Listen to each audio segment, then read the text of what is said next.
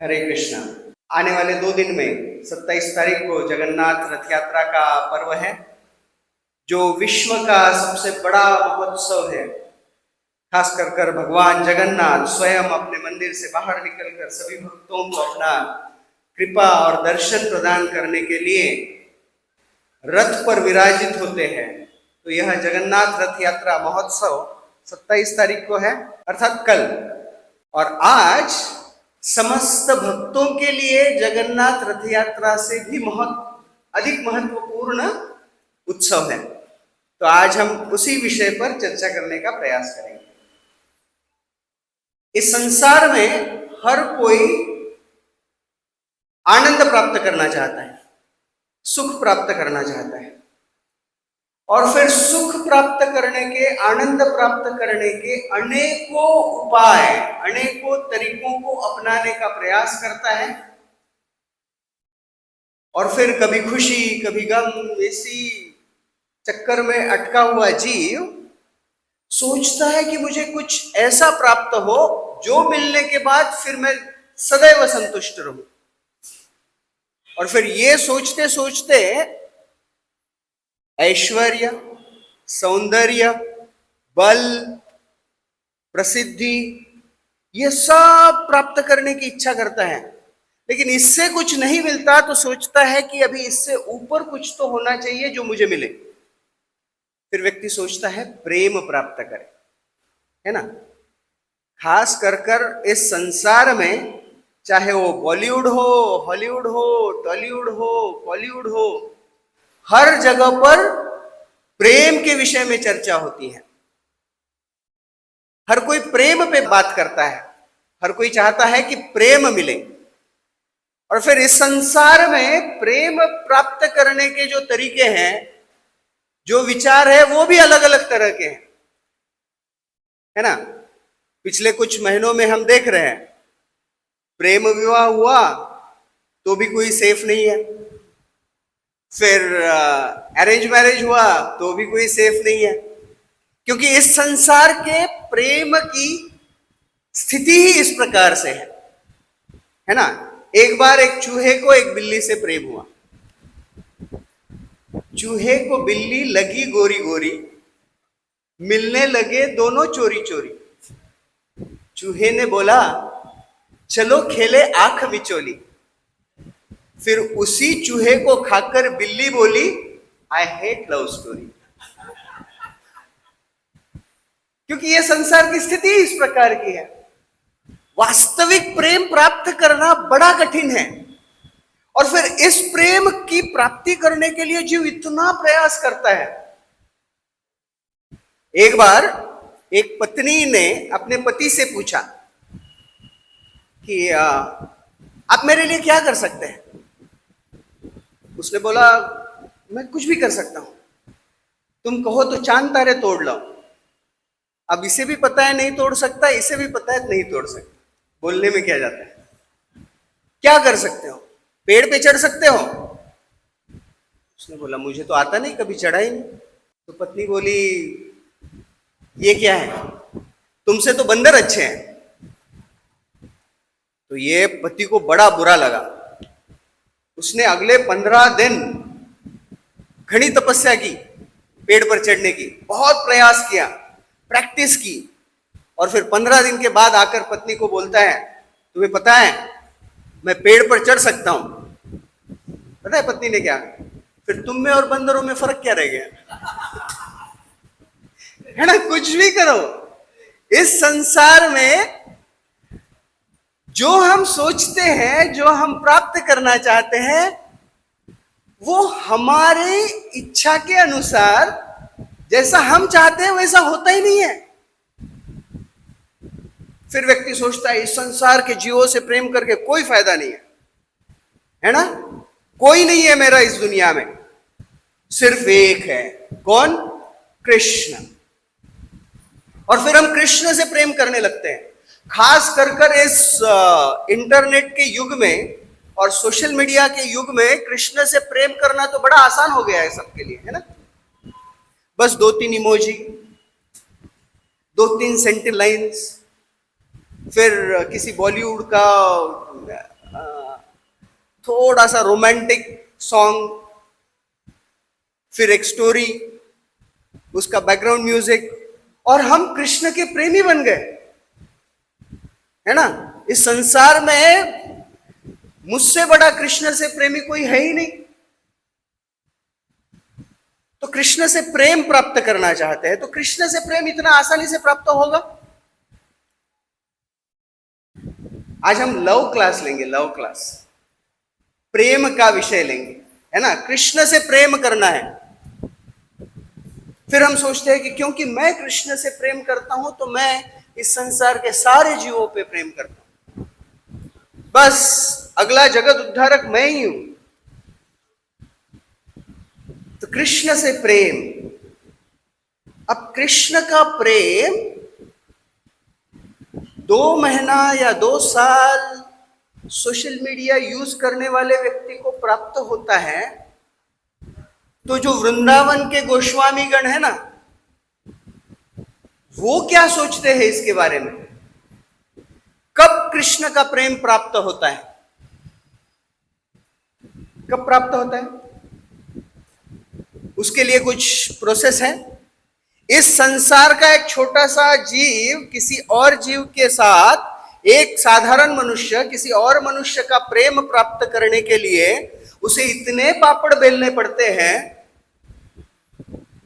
तो सोचो कृष्ण का प्रेम प्राप्त करने के लिए क्या करना पड़ेगा। ऐसे तो नहीं है कि थोड़ा सा सज धज लिए, थोड़ा स्टाइल मारी और कृष्ण प्रसन्न हो गए, नहीं।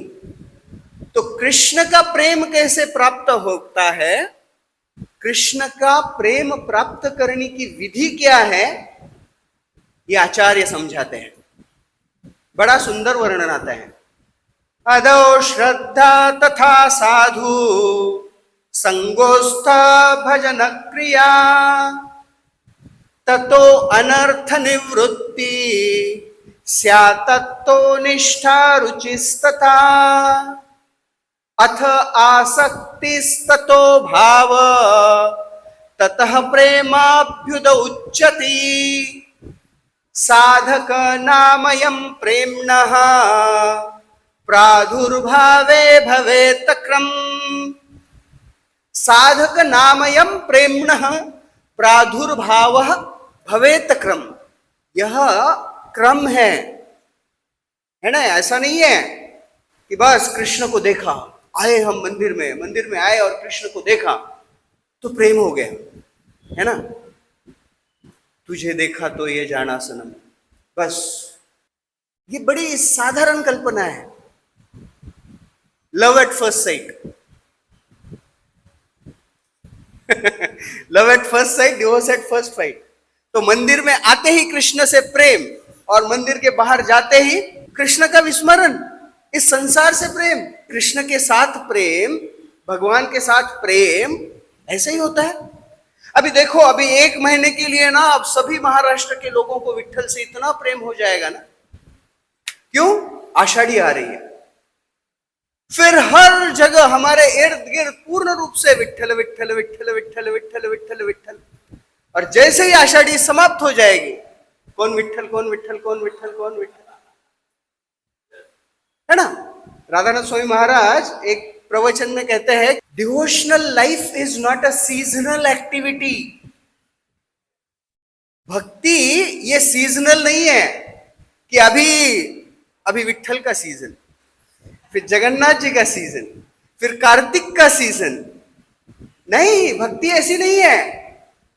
भक्ति में भगवत प्राप्ति करने के लिए, भक्ति में कृष्ण प्राप्ति करने के लिए, भक्ति में अंततो गत्वा कृष्ण का प्रेम प्राप्त करने के लिए 8 सीढ़ियों पे चढ़कर 90वें सीढ़ी पर पहुंचना पड़ता है।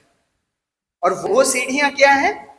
अदौ श्रद्धा तथा साधु संगोत्थ भजन क्रिया, ततो अनर्थ निवृत्ति स्यात्तो निष्ठा रुचिस्तथा, अथ आसक्तिस्तथो भाव प्रेमाभ्युद उच्यति।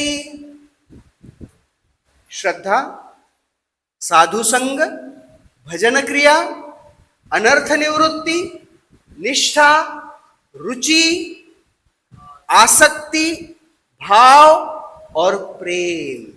ये 9वां स्तर है प्रेम का। और हम इस कलयुग के जीव सोचते हैं कि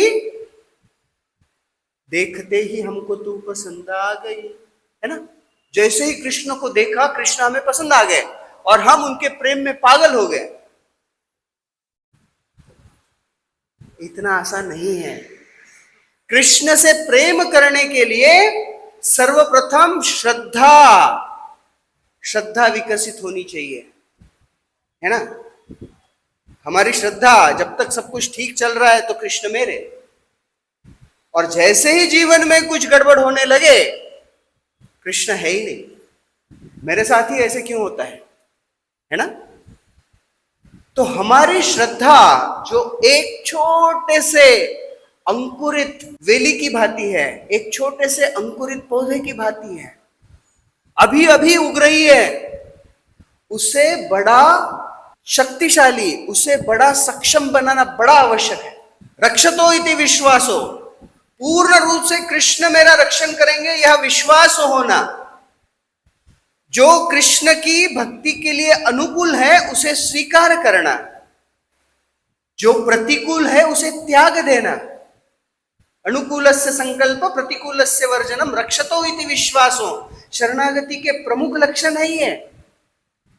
और अगर यही नहीं है तो कृष्ण के साथ हमारा संबंध ही स्थापित नहीं होगा, संबंध स्थापित नहीं होगा तो प्रेम कहां से होगा। कृष्ण के भक्ति में पूर्ण रूप से लीन होकर, शरणागत होकर, त्वमेव माता च पिता त्वमेव बंधु च सखा त्वमेव, ये भाव कब आएगा। सिर्फ बोलने से नहीं होता है। त्वमेव माता च पिता त्वमेव बंधु च सखा त्वमेव विद्या दृढ़ त्वमेव सर्वम मम देव देव। अरे सर्वदेव भी हमारे आप एक समय में एक रहते हैं, किसी और समय कोई और बन जाता है। 33 कोटि देवी देवता भी कम पड़ गए जो हम किसी व्यक्ति को भी भगवान मानना शुरू कर देते हैं, है ना। तो सर्वप्रथम इस श्रद्धा को सींचना पड़ता है ना। अभी बारिश हो गई, बारिश होने के बाद किसान क्या करता है, धान बोता है और फिर उससे बीज अंकुरित होना शुरू हो जाते हैं। तुकाराम महाराज बहुत सुंदर अभंग कहते हैं, आधी बीज एकले, आधी बीज एकले, बीज अंकुरले रोप वाढले, बीज अंकुरले रोप वाढले, एका बीजापोटी तरुपोटी जन्म घेती सुमने फळे, आधी बीज एकले। एक ही बीज होता है जो अंकुरित होता है और फिर उससे बड़ा वृक्ष निर्माण होता है, और उस वृक्ष के एक एक फल से अनगिनत बीज निर्माण होते हैं। कोटि कोटि वृक्ष जन्म ले सकते हैं एक छोटे से बीज से, है ना। व्यापुनि जगता तू ही अनंता, बहुविध रूपे घेसी घेसी, परि अंति ब्रह्म एकले, आधी बीज एकले। उसी तरह से इस संसार में, इस संसार के परे भौतिक आध्यात्मिक जगत में भगवान के इतने सारे विस्तार हैं, इतने सारे अवतार हैं, इतने सारे स्वरूप है ना। पर व्यूह विभव अंतर्यामी भगवान के अनगिनत स्वरूप है। परि अंति ब्रह्म एकले, पर अंत में, मूल में अनादिरादिर गोविंद सर्व कारण कारणम, है ना। तो कृष्ण मूल है। तो इस कृष्ण के प्रति हमारी श्रद्धा पूर्ण रूप से दृढ़ करना बड़ा आवश्यक है। जब श्रद्धा दृढ़ करनी हो और भक्ति में प्रगति करनी हो तो साधु संग की आवश्यकता है। हम श्रद्धा, साधु संग, इन सारी प्रक्रियाओं पर ज्यादा विचार नहीं करेंगे। आज की विषय वस्तु पर आते हैं। अदौ श्रद्धा तथा साधु संग तथा भजन क्रिया। फिर भजन क्रिया, नाम स्मरण है, साधना है, उसके पश्चात आता है अनर्थ निवृत्ति, जो भगवान को प्राप्त करने के लिए बड़ा ही महत्वपूर्ण है। अनर्थ निवृत्ति, अनर्थ अर्थात जिसकी कोई कीमत हो, जो कुछ लाभ प्रदान कर सके। अनर्थ जिसकी कोई कीमत नहीं है, जो अर्थ प्रदान नहीं करता है, वो अनर्थ। और ये अनर्थ कहीं और नहीं, हमारे हृदय में स्थित है। वास्तविक रूप में ब्रह्म मध्व गौड़ीय परंपरा में आचार्यगण इन अनर्थों पर बहुत विस्तृत रूप में चर्चा करते हैं। कितने हैं अनर्थ? 6 अनर्थ है। कौन कौन से? काम, क्रोध, लोभ, मोह, मद, मत्सर। हर किसी में है। हम में से कोई है जिसे आज तक कभी गुस्सा नहीं है? हम में से कोई है जिसे कभी भी कुछ लालसा नहीं हुई कुछ प्राप्त करने की? नहीं, ऐसा संभव ही नहीं है। इससे भी आगे जाकर आचार्य बड़ी सुंदर रूप से अनर्थों का विभाजन करते हैं। वो कहते हैं कि अनर्थ 4 तरह के होते हैं। अनर्थ 4 तरह के होते हैं। कौन कौन से? स्वरूप भ्रम, स्वरूप भ्रम से निर्माण हुए अनर्थ, असत तृष्णा, अपराध और हृदय दौर्बल्य। स्वरूप भ्रम में होने वाले अनर्थ कौन कौन से? स्वतत्व का भ्रम, है ना? स्वतत्व का भ्रम, हमें पता नहीं हम कौन है। हम सोचते हैं कि मैं डॉक्टर हूं, मैं इंजीनियर हूं, मैं महाराष्ट्रियन हूं, मैं इंडियन हूं, मैं मानव हूं। अनेक अनेक उपाधियां अपने आप को लगा लेते हैं, लेकिन वास्तविक रूप में मेरा क्या स्वरूप है, उस स्वरूप को हम भूल जाते हैं। जीवेर स्वरूप होए कृष्णेर नित्यदास। हमारे इस स्वरूप के भ्रम को जब हम दूर कर कर हमारी वास्तविक स्थिति को नहीं समझ सकते, तब जो भ्रम निर्माण होता है वो है स्वरूप भ्रम। लोग कहते हैं कि ये बड़ा स्वार्थी है। इस संसार में ना कोई स्वार्थी है ही नहीं, क्योंकि किसी को स्व क्या है ये पता ही नहीं है। वास्तविक रूप में श्रील प्रभुपाद जी हर पन्ने पर लिखते हैं, you are not this body, you are soul. हम शरीर नहीं, आत्मा है। ये हमारा स्वतत्व है। इस स्वतत्व को हम नहीं जानते, तो स्वतत्व का भ्रम है। फिर परतत्व का भ्रम है। हम भगवान को नहीं, ये नहीं जानते। एक तो भगवान श्री कृष्ण को तो स्वतत्व का भ्रम है, परतत्व का भ्रम है। हमारा साध्य और उसके लिए जो साधन है, इसमें भी हमारी गड़बड़ है। हम क्या पाना चाहते हैं? कृष्ण प्रेम प्राप्त करना चाहते हैं इस्कॉन में आने के बाद। और जब तक इस्कॉन में नहीं है तब बहुत सारा प्रेम प्राप्त करना चाहते हैं, है ना? यहाँ के जीवों का प्रेम प्राप्त करना चाहते हैं। जय श्री राधा गोविंद देव जी की जय। यहाँ के जीवों का प्रेम पाना चाहते हैं, फिर सारे देवी देवताओं का प्रेम पाना चाहते हैं, भगवान का प्रेम पाना चाहते हैं।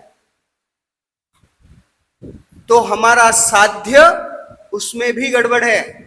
और उसके लिए जो साधन, अरे कुछ नहीं प्रभु जी, सारे रास्ते ना एक ही जगह पहुंचते हैं। अरे साधारण वीटी स्टेशन, सीएसटी स्टेशन पे खड़े रहो, सारे रेलवे ट्रैक एक जगह नहीं जाते हैं। एक सेंट्रल लाइन जाता है, एक हर्बल लाइन जाता है, राइट और लॉन्ग। तो सारे ट्रैक एक जगह नहीं जाते हैं, और हम सोचते हैं कि हम जो भी करते हैं वो सब कुछ कृष्ण तक जाता है। ऐसे कैसे जाता है? तो हमारा जो साधन है, जो भक्ति की प्रक्रिया है, उसमें भी भ्रम है। स्वतत्व का भ्रम है, परतत्व का भ्रम है, फिर साध्य और साधन का भ्रम है, और अंततोगत्वा माया तत्व का भ्रम है। इस माया तत्व में हर कोई भ्रमित है। और भ्रमित होकर हम क्या सोचते हैं? सारे जगत का स्वामी तो मैं ही हूं। ये सारा संसार किसके लिए है? मेरे भोग के लिए है। अहम भोगी, अहम स्वामी। तो ये है स्वरूप भ्रम। तो अनर्थों में स्वरूप भ्रम में आता है स्वतत्व का भ्रम, परतत्व का भ्रम, साध्य और साधन का भ्रम, और माया तत्व का भ्रम। फिर दूसरा अनर्थ है जो असत तृष्णा है। असत तृष्णा, असत अर्थात जो सत नहीं है, जो सही नहीं है। तृष्णा अर्थात प्यास, लालसा, भोग करने की इच्छा। तो हमारी जो तृष्णा है, कुछ प्राप्त करने की इच्छा है, वो गलत है। वो चार तरह की है। असत तृष्णाएं चार तरह की होती हैं। एक, हम लौकिक भोग प्राप्त करना चाहते हैं। हमें लौकिक अर्थात इस संसार का भोग करना चाहते हैं। अच्छा बेड हो, अच्छा खाने को मिले, अच्छा गाड़ी मिले। ये लौकिक भोग के पीछे सारा जीवन व्यतीत करते हैं। पहला है लौकिक भोग। और जो लोग थोड़ा सा इसके ऊपर उठते हैं ना, वो सोचते हैं कि नहीं, इस संसार में क्या पड़ा है, यहां पुण्य करो और स्वर्ग में जाकर ऐश करो। फिर स्वर्गादि भोगों की अभिलाषा होती है। फिर स्वर्ग में जाकर 72 है ना, वहां पे अप्सराएं चाहिए, नंदन कानन गार्डन चाहिए, कल्प वृक्ष चाहिए। तो स्वर्गादि भोग करने की अभिलाषा है। फिर एक तो लौकिक भोग करना है, स्वर्गादि भोग करना है, इसके साथ साथ यहां जब तक हूं ना, तब तक मुझे अष्ट सिद्धि चाहिए। हम हनुमान जी की आराधना करते हैं, हनुमान जी की चालीसा का गुणगान करते हैं, किस लिए? रामचंद्र जी की भक्ति प्राप्त करने के लिए। बहुत काम, अष्ट सिद्धि नौ निधि के दासा, है ना, हमें सिद्धि दो। जिम में हनुमान जी का फोटो लगा के रखते हैं, डोले शोले बने, ताकि हम हनुमान जैसे शक्तिशाली बने, है ना। अष्ट सिद्धि और नवनिधि की अभिलाषा करते हैं। ये तीसरा असत तृष्णा है। और चौथी असत तृष्णा है, कुछ भी नहीं चाहिए, मुक्त होना है, शून्य हो जाना है, मुक्ति की लालसा करते हैं। तो चार प्रकार की असत तृष्णाएं हैं: लौकिक भोग, स्वर्गादि भोग, अष्ट सिद्धि या नवनिधि का भोग, और मुक्ति का भोग या मुक्ति की लालसा। फिर तीसरा अनर्थ है अपराध। अपराध भी चार तरह के होते हैं। पहला अपराध होता है कृष्ण के प्रति। एक तो उसे सामान्य समझने लगते हैं, भगवान के भगवत्व को नहीं समझते हैं। दूसरा होता है भगवान के नाम के प्रति अपराध, जो प्रतिदिन हम गाते हैं 10 नामापराध। तीसरा अपराध होता है भगवान के स्वरूप या उनके विग्रहों के प्रति, भगवान की सेवा में, आराधना में जो अपराध होते हैं। और चौथा होता है जीवों के प्रति अपराध। तो जब हम सभी जीवों के प्रति भी अपराध करते हैं, तो वो भी हमारे हृदय के भीतर एक अनर्थ है। तो पहला अनर्थ स्वरूप भ्रम, दूसरा अनर्थ असत तृष्णा, तीसरा अनर्थ अपराध, और चौथा अनर्थ क्या है? हृदय दौर्बल्य, है ना। हमारा हृदय वीक है, ब्लॉकेजेस है उसमें बहुत सारे। तो अनर्थ रूपी ब्लॉकेजेस कितने हैं? हृदय दौर्बल्य भी चार तरह के होते हैं। पहला तुच्छासक्ति, एकदम तुच्छ आसक्ति, है ना। हमारी आसक्ति इतनी तुच्छ होती है, कभी कभी किसी के प्रति भी आसक्त हो जाते हैं, चाहे वो वस्तु हो, चाहे वो व्यक्ति हो, है ना। आजकल लोग, श्रील प्रभुपाद जी अक्सर कहते हैं कि if you don't love G O D god, if you don't love G O D god, then you will love D O G dog. और इस संसार में कुत्तों से प्रेम करने वाले लोगों की कमी नहीं है। ब्रह्म मुहूर्त में सेवा करते हैं, सच में है। हमारे मोती का पॉटी का समय फिक्स है, तो फिर ब्रह्म मुहूर्त में उठकर उसको पकड़कर कुत्ते को घुमाने के लिए लेकर जाना पड़ता है। और इधर मंदिर में भगवान के कीर्तन में अगर सम्मिलित हो जाए ब्रह्म मुहूर्त में, तो ये पिछड़े हैं, है ना, ऑर्थोडॉक्स है। तो हमारी असत तृष्णा, माफ कीजिए, हमारा जो हृदय दौर्बल्य है, तो हृदय दौर्बल्य का पहला अंग क्या है? तुच्छासक्ति। तुच्छ आसक्ति, कुत्तों से आसक्त हो रहे हैं, बिल्ली से आसक्त हो रहे हैं, वस्तुओं से आसक्त हो रहे हैं। इनसे अगर थोड़ा सा ऊपर उठे तो किसी मनुष्य से आसक्त हो रहे हैं, है ना, जो किसी और से आसक्त है। वो किसी और से आ सकते हैं, तुच्छ आसक्ति है।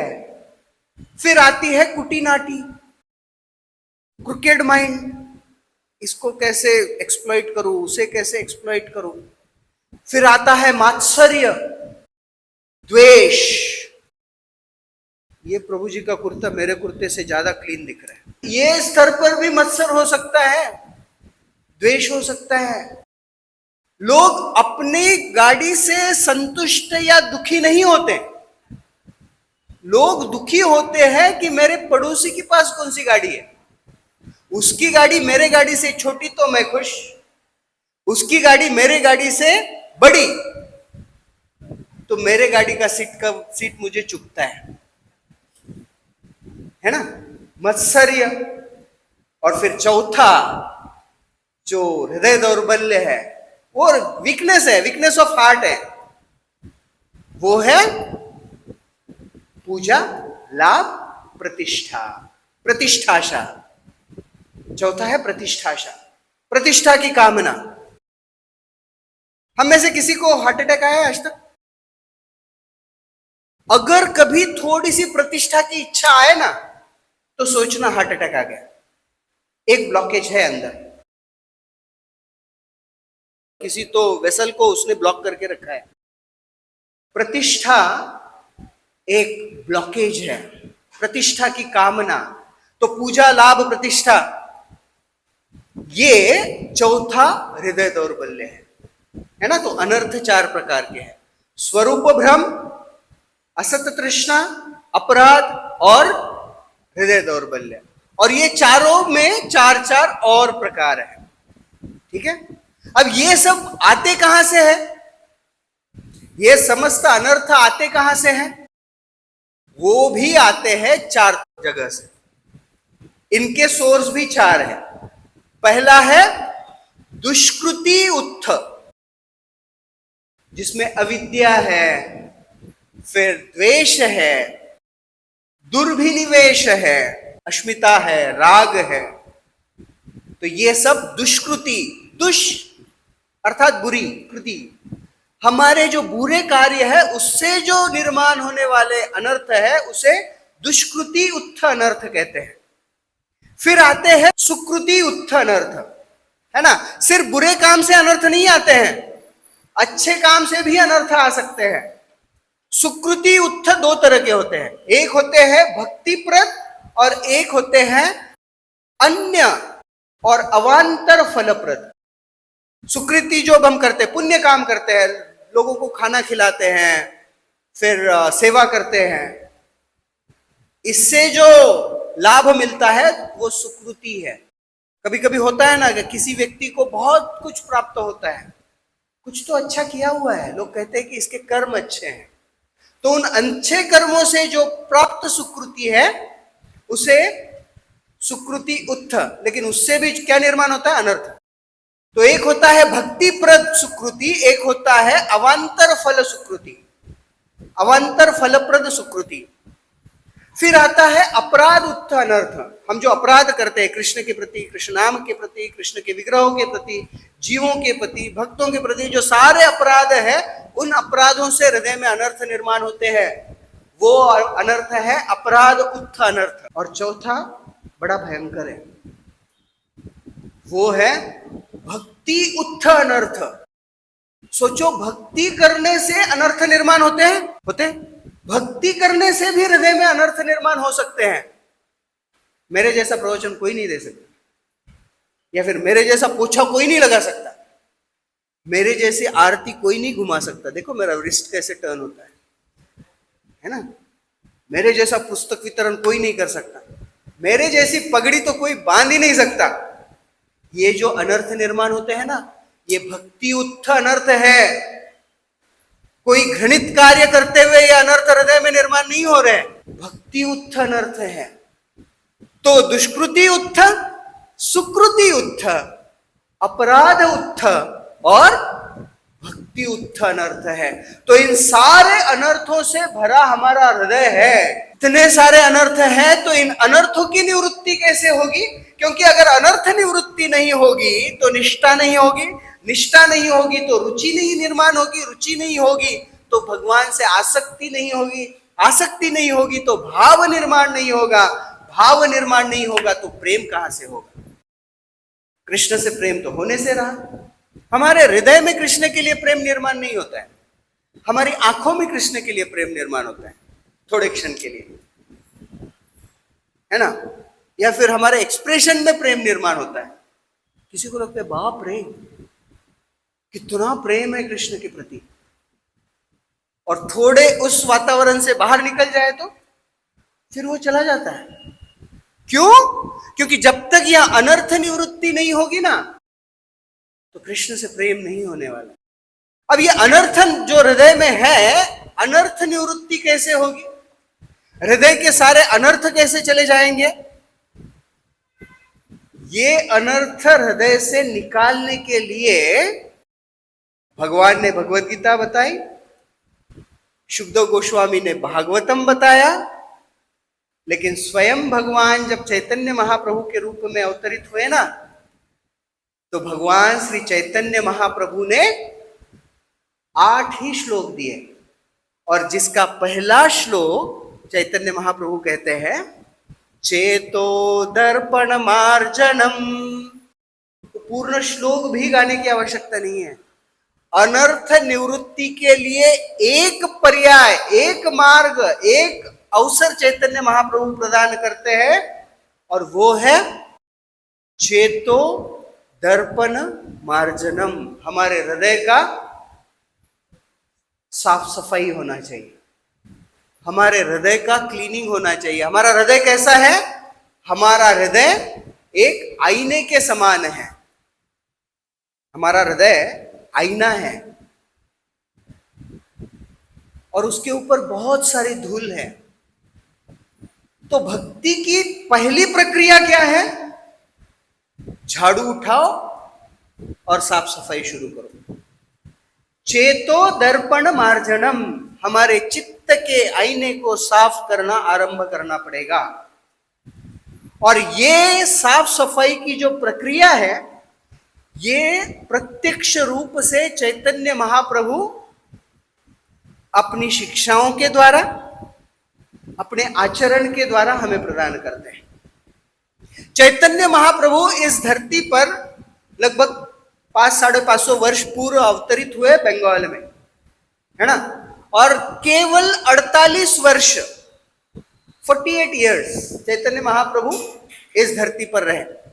अब उन 48 वर्षों में महाप्रभु 24 वर्ष गृहस्थाश्रम में रहे नवद्वीप में। 24वें वर्ष में महाप्रभु ने सन्यास ग्रहण कर लिया, और सन्यास ग्रहण करने के बाद जगन्नाथपुरी चले गए, और फिर आगे 6 साल महाप्रभु ने समस्त भारतवर्ष की यात्रा की।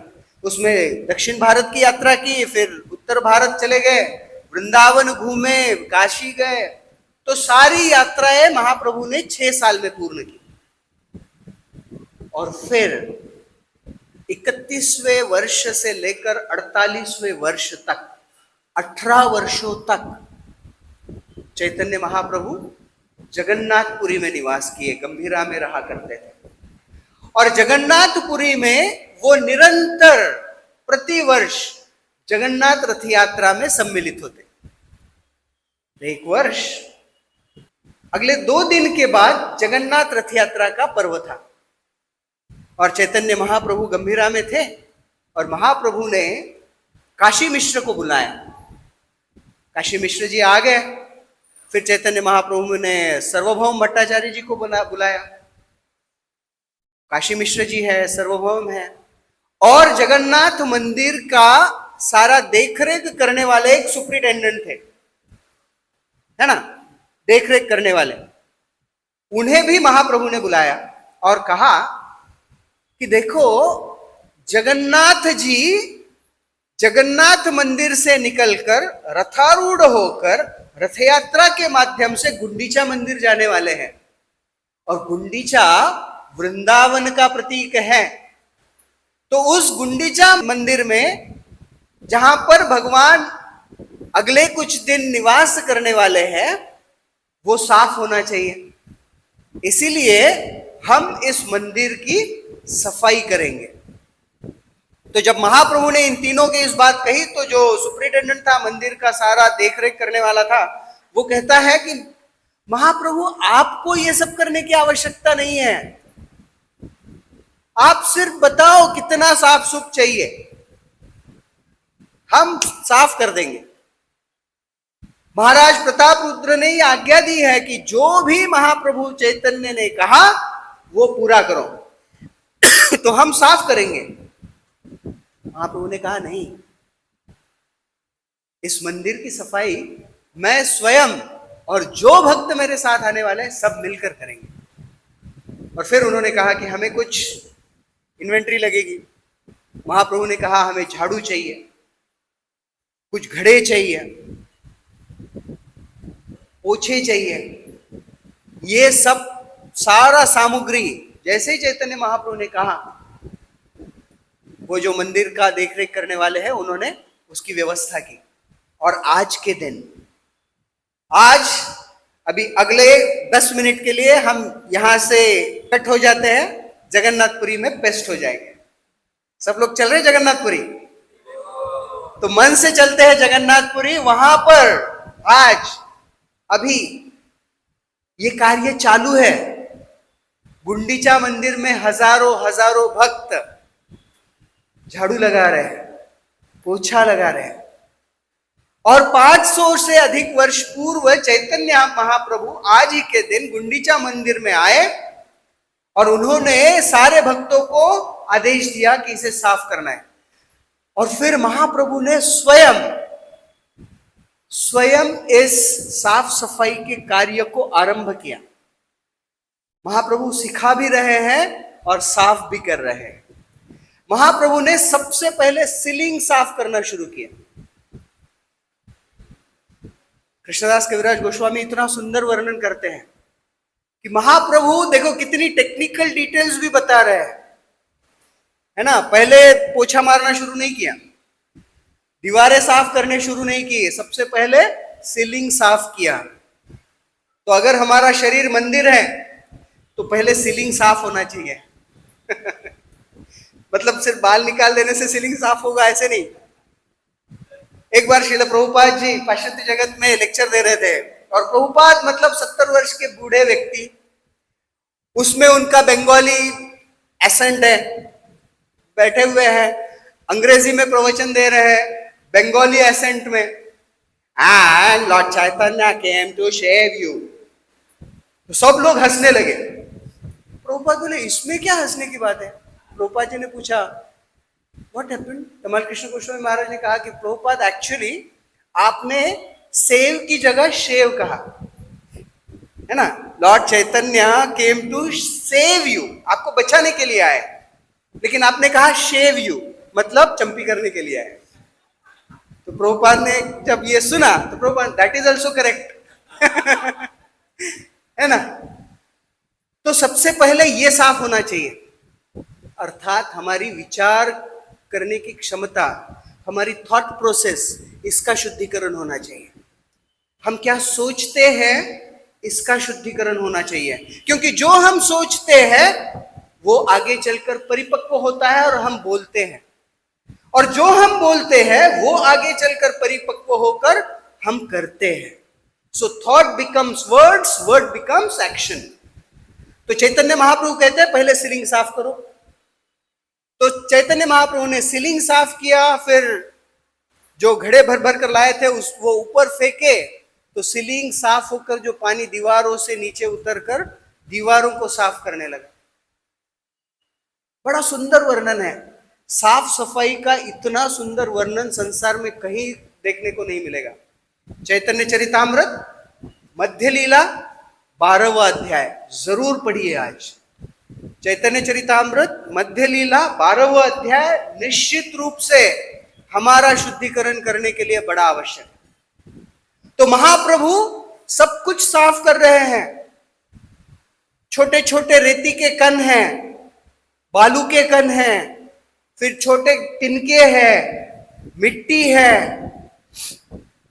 आचार्य समझाते हैं, श्रील भक्ति सिद्धांत सरस्वती ठाकुर भी इस पर बहुत सुंदर टिप्पणी देते हैं। वो कहते हैं कि हमारी जो हृदय के जो सारे अनर्थ है ना, वो अनर्थ बालू के कण के समान है, धूली के कण के समान है, घास के तिनकों के समान है।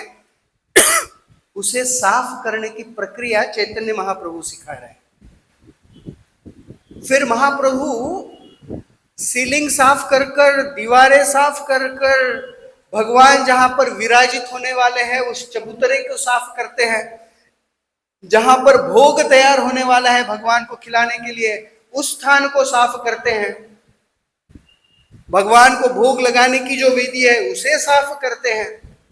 महाप्रभु अपने वस्त्र लेकर फिर दीवारों को, सीलिंग को पोंछने लगते हैं। जो अखिल रसामृत मूर्ति प्रश्रिमर विधि रुचि तारका पाली, कौन है? भगवान, तीनों लोकों के नाथ, जो समस्त रसों के आगार हैं, सभी देवी देवताओं के आराध्य है, वो चैतन्य महाप्रभु अपने उत्तरीय से, अपने धोती से गुंडीचा मंदिर साफ कर रहे हैं। उन्हें देखकर सारे भक्त बड़े उत्साह के साथ इस मंदिर को साफ कर रहे हैं, गुंडीचा मंदिर को। महाप्रभु कहते हैं स्वरूप दामोदर गोस्वामी को, ये आपके बंगाली वैष्णव ये ठीक से साफ नहीं कर रहा है, इसे ठीक से साफ करने के लिए बोलो। तो महाप्रभु सिखा भी रहे हैं और जिसने बहुत अच्छा साफ किया उसका गुणगान भी कर रहे हैं। सब होने के बाद महाप्रभु क्या करते हैं पता है? सारा जो कूड़ा कचरा, बालू, रेती, ये सब एक जगह पर जमा करते हैं और कहते हैं हर कोई अपना अपना ढेर बनाओ। किसने कितनी सफाई की ये मैं देखना चाहता हूं। तो सब मिलकर अपना अपना ढेर बना लिए और सबका ढेर एकत्र किया जाए तो भी चैतन्य महाप्रभु ने जो जमा किया उसका आधा भी नहीं था।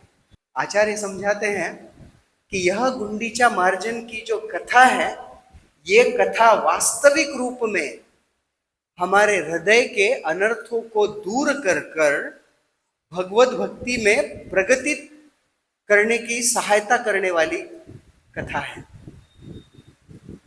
चैतन्य चरितामृत में बहुत सुंदर रूप से वर्णन आता है कि जब चैतन्य महाप्रभु इस प्रकार से मंदिर की साफ सफाई कर रहे थे, तब सैकड़ों भक्त द्वार पर खड़े थे, घड़े लेकर, मिट्टी के घड़े लेकर, ताकि वो पास के सरोवर से जल लेकर आए, पानी लेकर आए और इस मंदिर की साफ सफाई करने लगे।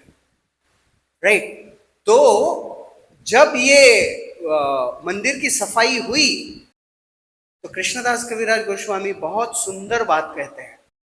वो कहते हैं, ये मत सब पुरी करिल शोधान, शीतल निर्मल कैल येण निज मन।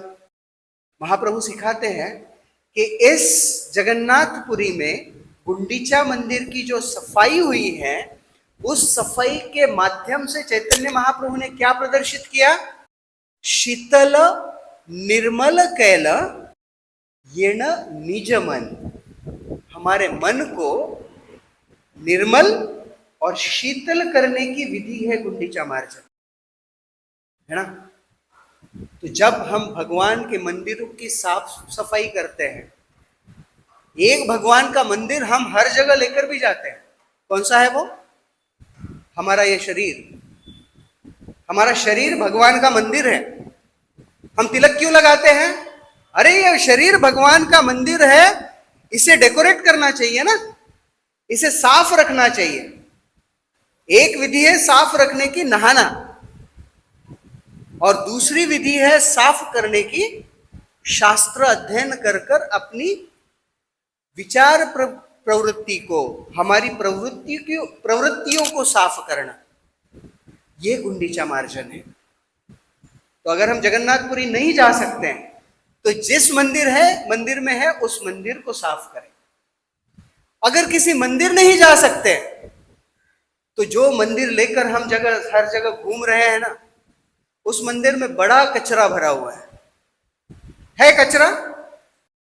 इस संसार की सबसे गंदी जगह देखना है आपको, आईने के सामने खड़े हो जाए और थोड़ा सा एक्सरे विजन देकर जो आईने में दिखता है ना, उस व्यक्ति के हृदय को देख ले, बड़ा कचरा भरा पड़ा हुआ है।